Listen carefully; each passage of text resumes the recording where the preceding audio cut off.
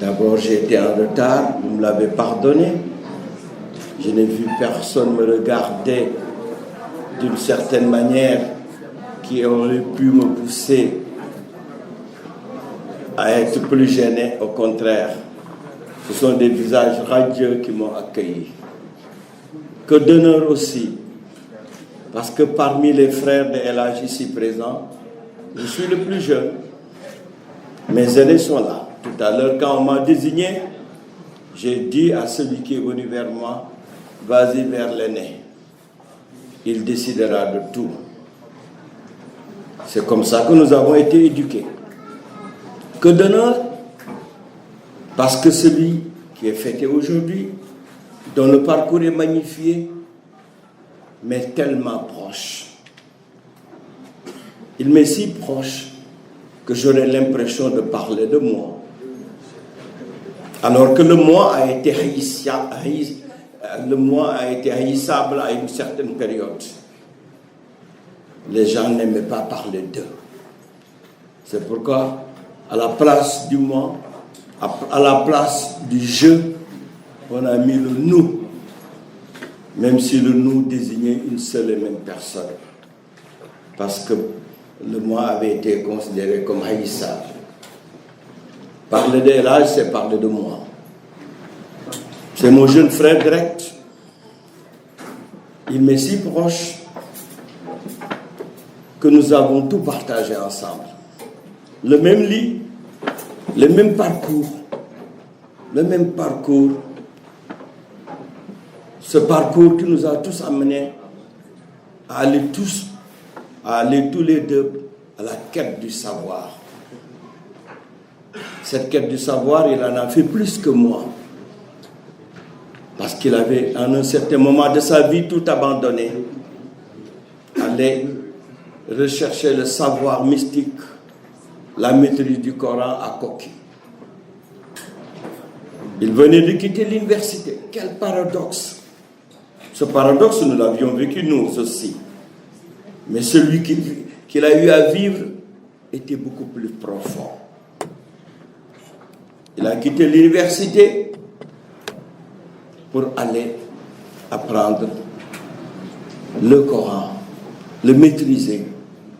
et découvrir les facettes les plus profondes de la compréhension de ce livre si saint, de ce livre qui nous guide dans notre vie. C'est difficile, hein? Ce n'était pas quelque chose de simple. On n'aurait même pas imaginé quitter l'université, aller vers un dara, y trouver refuge,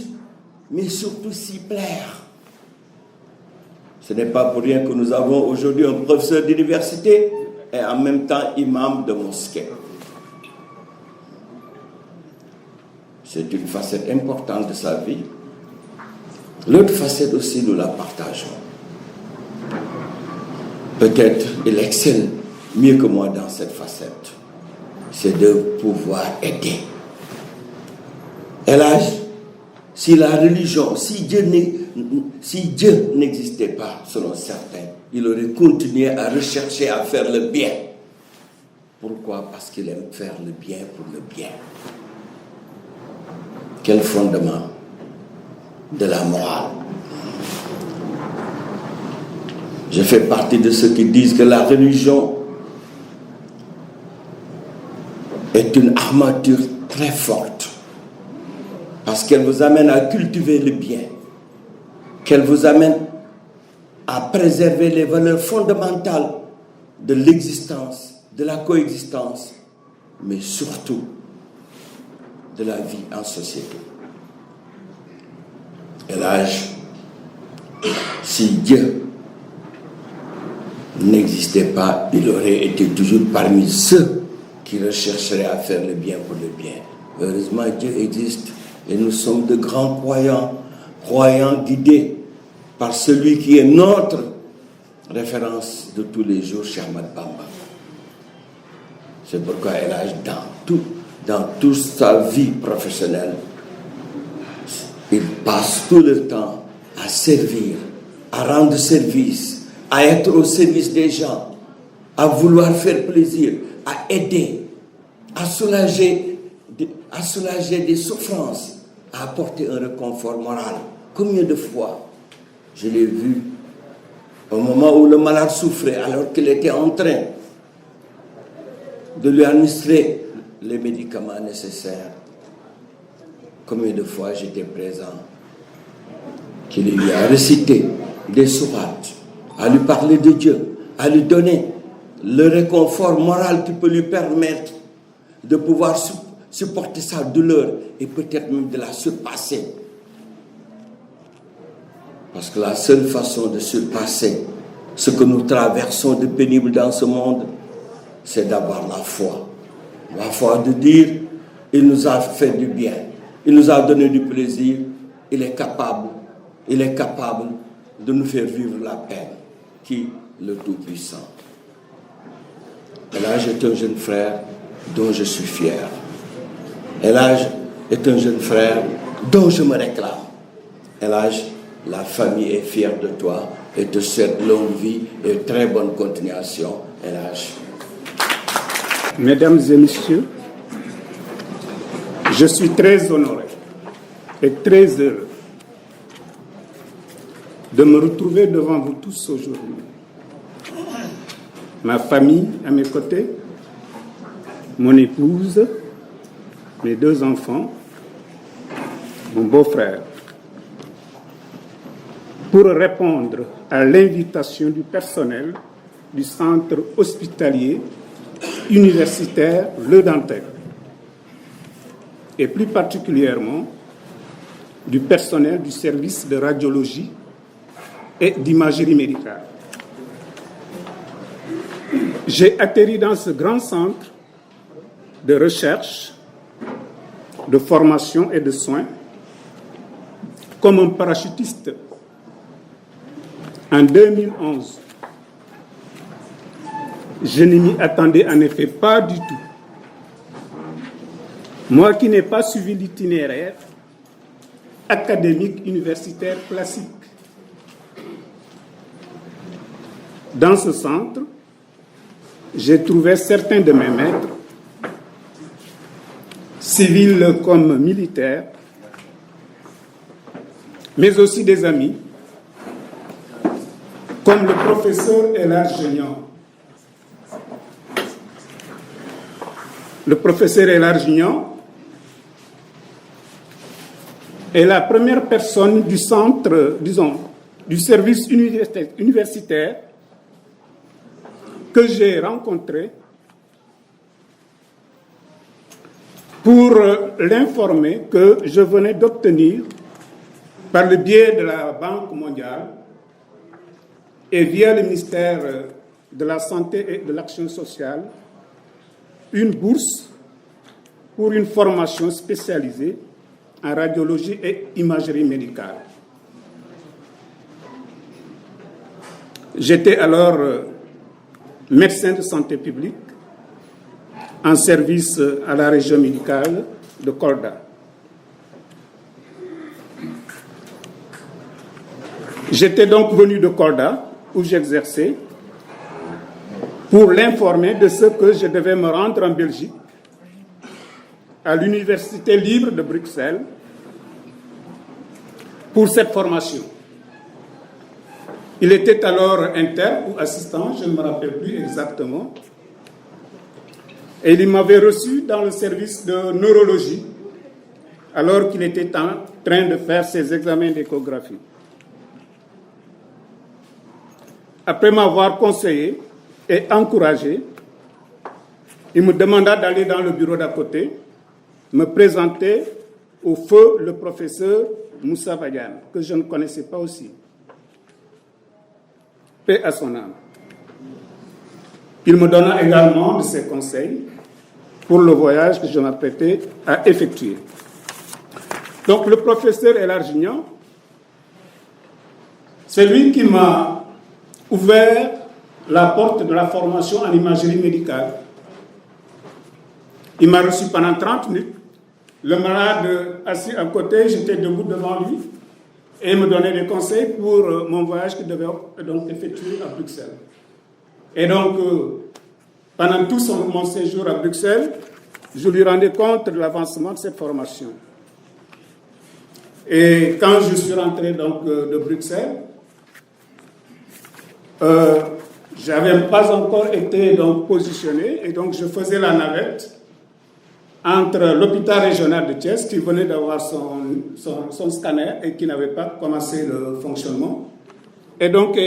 l'hôpital régional de Saint-Louis.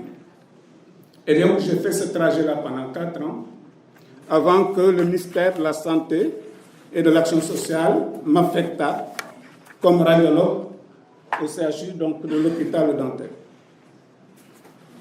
J'ai passé 6 années, de 2011 à 2017, à le Dantec,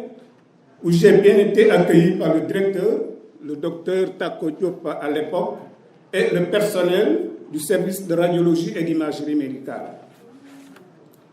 Un personnel professionnel, dévoué, dynamique, qui m'a très rapidement permis de me plonger dans le bain. Je pense que nous avons ensemble fait un boulot appréciable dans une ambiance de convivialité et dans un climat de tranquillité. Après 6 années donc de service,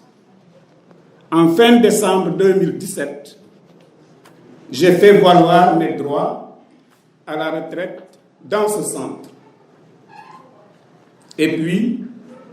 après quelques mois de repos relatif, le centre hospitalier universitaire de Fann, également sous la direction du docteur Tako Diop, m'a proposé de venir travailler au CEDIM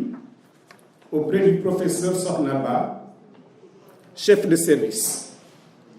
Proposition que j'ai acceptée avec joie. J'ai toujours cette joie, ce bonheur de travailler au centre hospitalier universitaire de Fann. J'ai trouvé un climat très apaisé. Un chef de service très dynamique, qui met son doigt partout sur les ordinateurs, sur le personnel, sur ses collègues médecins, etc. Un service très appréciable. On est heureux d'être accueilli. Je suis très fier de ça. Donc, mesdames et messieurs, pour toutes ces années de collaboration heureuse dans la recherche de la pleine santé de la population, j'adresse mes remerciements les plus sincères à la direction du CHU Le Dantec, à la direction du CHU de Fann et à l'ensemble des personnels des services de radiologie de ces 2 éminentes institutions, avec à leur tête les chefs de service Elhadj Niang, professeur Elhadj Niang à Le Dantec, et le professeur Sornaba à Fann. Je voudrais, comme je suis le compagnon d'Elhadj Niang dans cette trajectoire de la vie, que le bon Dieu puisse nous accompagner avec les prières que toute cette assistance est venue nous prodiguer aujourd'hui, formulée pour nous, pour que nous reposions en paix dans la continuité du service que nous menons pour la population. Être à la retraite, ce n'est pas aller dormir dans son canapé. Je pense que c'est encore faire des actions humanitaires, continuer l'activité professionnelle que tu as commencé, où on t'apprécie, pour pouvoir encore donner plus de bonheur à la population. Merci beaucoup.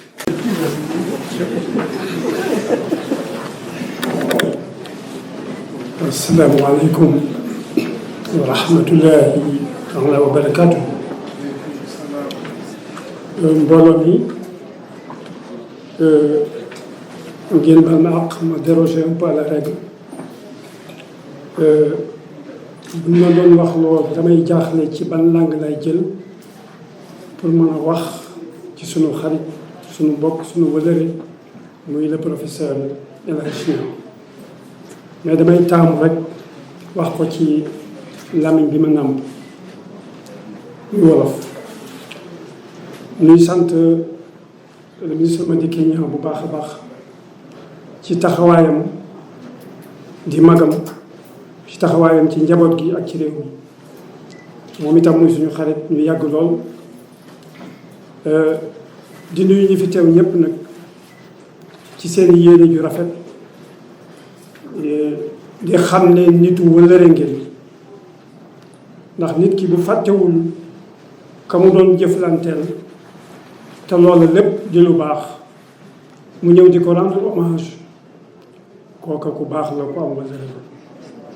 te lu am solo la ñuy nuyu suñu mbokk président Serigne Diop di suñu xarit di nuyu aussi Alioune Tine mi nga xam ne nous avions un ami commun en France lorsque nous étions en France muy Cheikh Niang que Dieu élève son âme au paradis di ànd ak El Hadji Moussa Diané ak sunu doom El Hadji Cheikh Mbacké ak Serigne Aliou Diop ak ñeneen ñu jóge Touba may wax ci turu Serigne Mountakha Mbacké yàlla na ko fi yàlla yàggal te wéral ko ak ñi ngànk diine yi Sénégal yëpp ngànk diine ji ak diine yëpp ci Sénégal te xam ne Sénégal réew la moo xam ne ñun ñoo ko bokk te kenn mënu ko séddoo te jàmm ji fi yàlla def yàlla na continuer sax fi ndax lii ngeen def kat mooy yoonu jàmm yéeneente jàmm jikko yu baax Sénégal loolu la mag ña xamoon moom la ñu jiwoon te loolu itam mel na ne njàngale ma mokk na ndax dugg na ci yéen. Professeur Niang ñu ngi lay sant bu baax di nuyu sa njaboot yëpp yaakaar naa ne def nañ plus de 20 ans di ñaanal yàlla Pierre Ndiaye suñu borom xare ko àjjana moom it jàmbaar la woon lool te sa xarit la woon moom nag man damaa wax ci moom ndax dañu ànd lu yàgg am na organisation bu ñuy wax organisation Khadimul Moustapha pour la solidarité islamique muy Munazama Khadimul Moustapha li tadaamul islami ba ñu ko sosee maintenant defe naa l'an 2000 lañ ko sosoon Sénégal yëpp sillonné nañ ko moom mooy indi ay docteur li ci ëpp ay danañ mat 15 docteurs ñuy def ay consultation gratuite di maye garab te li ci ëpp ci moom lay jóge ko defee ak moyen logistique yëpp ci moom lay jóge mooy secrétaire général bi ñu koy def ci réew mi ngir yàlla ak waa réew mi nga xam ne ñoo bokk réew mi te seen loxo jotu seen ginnaaw loolu kon wax dëgg yàlla lu baax la ci Sénégal lu Sénégal soxla la boo amee sa ñaar wala sa ñett nga jox ki nga xam ne loxoom jotul ginnaaw amul sax benn wala benn lay tolloo nga dimbali ko ca loola ndax noo bokk lépp ay bokk lan koo xamul la bokk ak moom rek boo laajtee gëstu rek Sénégal ñëpp ay mbokk lañu kon loolu yàlla dimbali na ko lii ministre Madické wax léegi comment que professeur man nekk imam exemple la boo xam ne dañ cee war a roy parce que masalan la min musulul ulya waaw exemple la boo xam ne dafa war a def tâche bi waaw ñëpp roy ko di ci doxal di ci jëf di ci wax di ci yéene ndax def na jaaree kokki ba boroom xam-xam la ci wàll yëpp noonu la ko jox loolu mooy dafa am référence Sénégal dañ naan amul référence xanaa nit ñi kay ñoo bëgg la référé wu ci mais am nañ référence Cheikh Amadou Bamba bi ñu ko tooñee tuumaal ko exilé ko yóbbu ko près de 8 ans en exil ba mu demee dellu si waat dafa wax ne afawtu anil ahdaai turan waaw j'ai pardonné à tout le monde y compris ses geôliers donc ñëpp la pardonné ku mel noonu nga xam ne day jëf wax na ne sunu borom maa ngi lay ñaan yaa malikal mulki yaa man jallaan xawadini irham jami alwara yaa hadiyan oda maa ngi lay ñaan yow buuru buur yi nga yërëm koo bind rek loo bind rek waxul sax nit loo bind rek yërëm ko kooku ci clémence boobu la alaaji di dox guddi ci lay dox bëccëg parce que moom la def référence am kon mag ña ku ci mel ne maam Sidi Alaaji Malick maam Limaamu Laay Sidi Ibrahima Niass ñooñu ay référence yoo xam ne njàngale mi ñu fi bàyyi ku ko topp yaakaar naa ne doo réer te dana gën a mën a jokkale bokk gi ndax ay bokk lañu la ñuy jokkale nag ñoo koy war a mën a def mooy di wut ay royukaay di ci roy moom nag loolu mi ngi koy def guddi mi ngi koy def bëccëg kon sëñ Mountakha Mbacké mi ngi koy sant bu baax a baax a baax di ko ñaanal di ñaan suñu borom barkeel jataay bi ndax ay yéene yu rafet rek ñoo fi tase kon alaaji ñu ngi lay sant bu baax a baax a baax gis nañ sa taxawaay guddi gis nañ sa taxawaay bëccëg dafa am ku waxoon sëñ Cheikh Gaynde Fatma yaakaar naa ne intellectuel yu Sénégal yu bari xam nañ ko parce que njàng rek moo ko intéressé woon daa ñëw ci moom ne ko yow de loo wax da nga ko def mu ne xawma danaa ko def lu ma wax danaa ko defam de waaye lu ma wax yéene naa ko alaaji lu mu la wax lu ne nar na ko moom loolu xam nañ ko ci moom te da koy def itam loolu lu am solo la kon ay référence a ngi fi yéen ñëpp sax laay wax ndax mi ngi mel ne rek nit ki loo ci sóoboo rek noonu nga ciy mel kon xale yi fii nekk génération à venir yi nga xam ne ñooy jeunes yi fii war a ñëw ëllëg war nañu mën a roy ci yu mel ni yéen waaw ci xam-xam bi mu sàkku xam-xam d'abord parce que Sëriñ Tuubaa dafa wax ne al ilmu wal amalu jawharani li xayri daarini yujlubani xam ba pare di ko jëfe te xam bu sell lay doon nga di ko jëfe xam-xamul lu ñàkk ci réew am réew xam-xam a ko yore kon alhamdulilah loolu bay na ci waaram ci réew mi ba baax a baax a baax waaye amul benn région buñ taxawul te élage yi ànd ak ñun ci kii bi ma la wax nii organisation Khadimou Moustapha pour la solidarité islamique bi ñu ànd sillonné nañ Sénégal bi yëpp fu ne def nañ ko fa dugg nañ ci àll bi guddi dugg fa bëccëg te bëggul ko koy kenn mosu ko yëg waaw ndax bëggul ko wax xëy na waaye nag boo defee lu baax da nga koo war a siiwal parce que kii ko daawul def ko kii ko daan def mën ko yokk te loolu moo mën a jëriñ tey moo mën a jëriñ ëllëg ñu ngi leen di sant bu baax a baax ci seen kóllëre seenu mbaax seen cofeel ci moom ak wax dëgg yàlla hommage bi ngeen ko rendre ñoo leen ci sant bu baax di ñaan yàlla guddalu fanam guddal seeni fan yi ñëpp barkeel njaboot gépp wasalaamaaleykum wa rahmatullahi taala wa barakatu. J'aimerais raconter une histoire. Cette histoire qui m'a été racontée par mon père. C'est l'histoire d'un bébé qui un soir avait eu des problèmes de respiration et avait causé la plus grande peur, je pense, de son père. Un père que l'on connaît pour sa prestance, sa façon de s'habiller, ses nœuds papillons, qui ce jour-là est sorti de sa maison en pyjama, a couru jusqu'à l'hôpital pour emmener son fils pour qu'il soit pris en charge par les autorités compétentes, je dirais. Et ce fils, c'est moi. Pour vous, c'est l'éminent professeur El Hadj Niang. Pour d'autres, c'est le très haut imam El Hadj Niang. Mais pour moi, c'est tout simplement papa. Un père qui ne cesse de nous mettre sur le droit chemin, mes frères et moi. Un père qui nous a tout donné, qui s'est battu d'arrache-pied pour nous mettre dans de bonnes conditions. Et je pense qu'aujourd'hui, nous n'avons point, disons, les mots pour le remercier, pour lui attester tout l'amour que nous portons.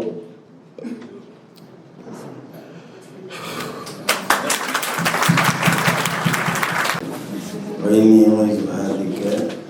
وذريتها من الشيطان الرجيم رب اشرح لي صدري ويسر لي أمري واحلل عقدة من لساني يفقهوا قولي. mbooloo mi ngeen baal ma nit dañ ko laaj lan mooy sa làkk moom làkk bu mu joxe ba mu waree gërëm pour que defal lu sedd xolam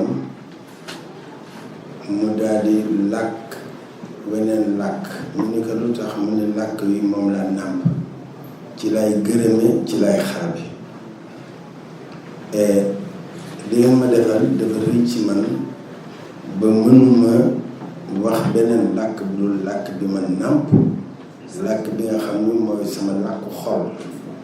di sama làkku roox ndax làkk bii kenn jàngaluma ko yàlla sama bopp si boppam tabaraka wa taala moo ma ko inspiré sol ma ko man ñu rek dama judd di làkk wolof doom ñëpp ku judd rek da nga làkk wenn làkk wi nga xam ni da nga naan moom laa nàmp waaye yàlla moo la ko sol kon làkk boobu moom ngay gën a dégg làkk yëpp ci ngay waxe boo mere ci ngay saaga ci ngay gërëme ci ngay xarabe kon ngeen bal maax ni que sama xarit waaye sama sëriñ sama wasila ñëpp xam nañu sama wasila mooy Cheikhina Cheikh Ahmadou Bamba moom mi nga xam ni kenn rek mooy wasilaam mu wax ko feeñal ko yëpp baana li kulli man wala wilaya anna wasilati rasulillahi ñun ñëpp nag ñu topp la ngir loolu di nga gërëm di ngërëm mbokkam yëpp di gërëm diine gi et donc jiital naa ci Sëriñ Touba sant sëñ Mountakha mi nga xam ni tudd nañ turam mu may ñaanal yàgg ma ñaanal di xalifa Cheikh Ahmadou Bamba ñu di ñaan yàlla na fi yàgg te wér et gannaaw loolu ki nga xam ni mooy sama xalifa muy Alaaji Madické Niang ànd ak ay magam ñuy sama mag suñ ma nu woon bul dem duma dem dama leen tàggu ba ni ma mën ngeen dem gannaaw loolu ñi fi nekk ñëpp man maa leen fi indi ak sama rakk bu baax ji di colonel Baye Paar nekkoon ak man sës rëkk ci man nag et gannaaw loolu ku lim jum ñëpp maa ngi leen di yërëm maa ngi leen di gërëm ba pare di leen wax ni am na ñu fi nekk ñu baax ma di si ràññee sëtu Sëriñ Tuubaa yi di ci ràññee Alaaji Moussa Diané di si ràññee sama mag ju baax ji fi nekk nga xam ni sunu waa kër yëpp ñoo ma ni woon léegi ñun sunu wàll bàyyi nañ ko ak Alaaji Sëriñ Diop na nekk sa mag boo ko tàggu doy na et moom it maa ngi koy gërëm gannaaw loolu mënuma ko bañ wax maître Madické Niang am na lu mu leen fàtte wax fàtte leen wax ni man lu ma xam rek moo ma ko xamal waaw lu ma xam ci lu baax moo ma ko xamal ci moom lay xool mooy sama roy waay loolu fàtte na ko wax kon man ma wax ka fenn ka et di ràññee itam mbooloo ñi fi nekk ñépp di gërëm sama xarit Noa Bodian mi ngi ni toog nekkoon sama collaborateur au service de radiologie ba nga xamee ni aw ma interne aw ma étudiant aw ma kenn man ak moo fa nekkoon ak ajaratu Firi Ndiaye mii toog di nit ku baax di sama mbokk di sama xarit jàppale ma ba mu mettee waaw maa ngi gërëm nag bala may commencer sama propos sama ñaari mag yi di sëñ Massamba Mbacké ak sëñ Mouride Niang ñu ni ko wax Mbaye Diop Niang ñoom bu ni moo woon jógal ñibbi damay daal di jóg ñibbi rek fu ma dem loo fa laay dem fu ma yendu loo fa laay yendu kon maa ngi leen di sant di leen gërëm di ñaanal nag mbooloo mi yëpp yàlla leen yàlla suturaal ndax sutura yàlla rek moo yaatu xam-xam yaatuwul am yaatuwul maanute yaatuwul yàlla nañu yàlla sangu sutura àddina ak àllaaxira ndax ñu li nga xam ni tey moom la ñu fekkee tey def ka sutura yàlla rek moo leen mën ci mën jotale ndax bu njëkk ba nit dafa daan dee avant mu jël retraite ba mu jigi nit ñi di jël retraite ba pare doog a dee wala bu ñu jëlee retraite feebar ba dootuñu tal wala bu ñu jëlee retraite ay problème jàpp leen tey man ma nekk fii nekk fekk sama rak docteur Gilbert sama collaborateur ñu taxaw di waxante ngeen mais loolu day sant yàlla loolu lu sutura suñu borom. waaw sutura suñu borom mu mën lépp. kon bés bii bokk na ci bés yi ma gën a neex sama àddina. bés bu ma liggéey ba ni ma retraité nga. waaw kenn waxu la dara. kenn topp la dara. nga sant yàlla. ñi nga nekkaloon nekk ñu baax ñu ñëw taxaw ni kat dañ leen di berndeel loolu mbégte boobu mbégte mënu ko raw kon yéen ñëpp ñoo ngi leen di sant cant nag moom bu ñu ko waxee rek ni ko suñu borom bëggee yonent bi sallallahu alayhi wasallam bëggee ko noonu Serigne Touba bëggee ko noonu rek la xaaju cant yëpp day leen suñu borom tabaraka wa taala Cheikh Saliou Mbacké bi mujj ci njabootu Serigne Touba direct ci àddina lenn rek la ñu jàngal cant loo def mun la cant la ba mujj gi cant gi dafa yaatu ba lu nit def rek damay cant waaye ndax cant rek moo am solo li nga xam ni itam bëgg naa ko ci dugal maa ngi sant sama rakk sama xarit sama élèves yi fi nekk yëpp di si jiital nag professeur Soxna Ba ndax papam dafa mës ñëw sama bureau fëgg dugg si ni ma xam nga mu ne ko waaw yaay papay Soxna mu ne ko du lool rek mu ne ma xam nga ni sa xaritu mag laa ma ne ko waaw mu ne ma di ko sama xarit la ni ma bin ma ne yaa nekk ak Ndey Soxna dama ñëw spécialement pour dénk la ko tey waaye du tey moo war a remplacer ana lu gën rëy loolu kooku visionnaire la woon mu ne ma dénk naa la Ndey Soxna bañ ma dénkee service bi mu nekk sama gannaaw du ñoome wax du ñoome jël benn décision lu ñëw rek dama naan jëlal sa décision ma jël décision ba bi ma waree dem retraite ni ma répartir sama collaborateurs yi dafa ñëw ni ma loo def baax na noonu la kon nag yéen maa ngi leen di demander yéen ñëpp na ngeen mànkoo ngeen teg nekk ci gannaaw Soxna ngeen nekk benn say lii bu ma ko mënee tout ce que j'ai occupé comme vraiment fonction c'est parce que moom moo nekk ci gannaaw jàppale ma kon yéen ñëpp da ngeen mànkoo doon benn say jàppale ka leneen li ma leen di wax mooy médecine ak bépp liggéey rek avocat ak bépp liggéey ndax kenn mës na ñëw dégg naa ni Sëñ Abdou Khadre Mbacké avocat de baaxul ndax nangam et mu ni ko waaw waaye bu nit tooñee dana ñëw tiiru ko ba nu baal ka mu ni waaw mu ni ko kenn gënu ko waaw ki mu laajoon loolu mi ngi fii ci salle bi toog waaw dooguma la dafa am solo sëriñ bi daf ma laaj ni ma lan mooy liggéeyu avocat nga xam ni kii nitu yàlla la soo koy wax xam ku jege yàlla dañu ko avocat de liggéeyam ñaar bu jëkk bi ku tooñ da ngay woyofal sa baat nànk jéggalu yàlla ko wax de ko yàlla moo wax loolu kat ku tooñ ki nekk jéggalu te ku jéggalu ki nekk suñu borom jéggal la ma ne ko beneen bi mooy ku nu tooñ da ngay yëkkati sa baat taxawu ko bu baax a baax ni loolu dëppoo naa islam de ku nu tooñ ki nekk dañ ko war taxaw mais su ma dugg si waatee rek moom bantuwaat ka waaw ki ko fekke woon ki taxoon ñu di ko wax ba buñ ko ne diw de avocat la mu ni mbaa mel na diw mel na diw mi ngi ci salle bi kon waxal na ko boppam après cela je vais vous exhorter li tax ma ni médecine paaka ñaari boor la moo di mën nga ci def loo xam ni àjjana nga jëm directement ndax nit kenn ci suñu magu suñu papa docteur yi mës na ma wax ni ma diw de am naa ci moom yaakaar ma ni ko lu tax mu ni ma dafa am shérif bu ñëwoon nekk ci Joseph Diallo daal ni ya xam dafa am luy metti ci moom ñu dem wool ko kooko mu ñëw bi mu paree mu ne man de kii xamuma ko waaye jaaxal na ma parce que am na sama cër bu mu laal sama yaram